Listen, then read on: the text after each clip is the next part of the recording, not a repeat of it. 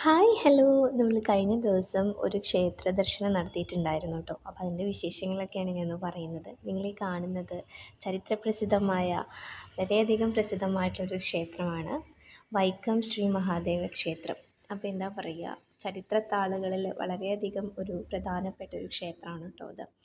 എന്താണ് ഇതിൻ്റെ പ്രാധാന്യം എന്ന് ചോദിച്ചു കഴിഞ്ഞാൽ, രാഷ്ട്രീയപരമായിട്ട് പറയുകയാണെങ്കിൽ ഈ വഴികളിലൂടെ, ക്ഷേത്രത്തിന് ചുറ്റുമുള്ള വഴികളിലൂടെ, പൊതുവഴികളിലൂടെ എല്ലാവർക്കും എന്തായിരുന്നു, സഞ്ചാര സ്വാതന്ത്ര്യം ഉണ്ടായിരുന്നില്ല.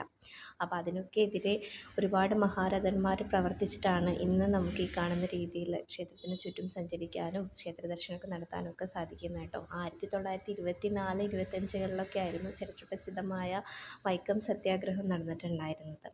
കേളപ്പൻ്റെ നേതൃത്വത്തിലും അതുപോലെ ഒരുപാട് മഹാരഥന്മാർ അതിൽ പങ്കെടുത്തിട്ടുണ്ട്. നമുക്ക് ഇന്ന് കാണുന്ന രീതിയിൽ നമുക്ക് അതിലൂടെ പൊതുവഴിയിലൂടെ നടക്കാനൊക്കെ പറ്റിയിട്ടുണ്ടായിരുന്നു.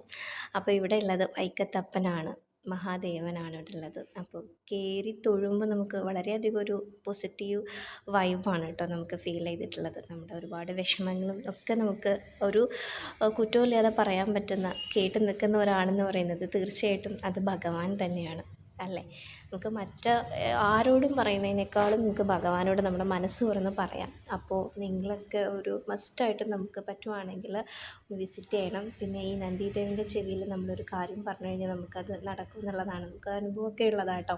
അങ്ങനൊരു വിശ്വാസമുണ്ട്. വളരെ വലിയൊരു അമ്പലമാണ്. ഇതിൻ്റെ ഒരു കൺസ്ട്രക്ഷൻ എനിക്ക് തോന്നിയിട്ടുള്ളത് നമ്മുടെ ശ്രീ പൂർണ്ണത്രയീശ അമ്പലത്തിൻ്റെ ഒരു കൺസ്ട്രക്ഷനായിട്ട് വളരെയധികം ഒരു സാമ്യമുണ്ട് ഈ പില്ലേഴ്സ്.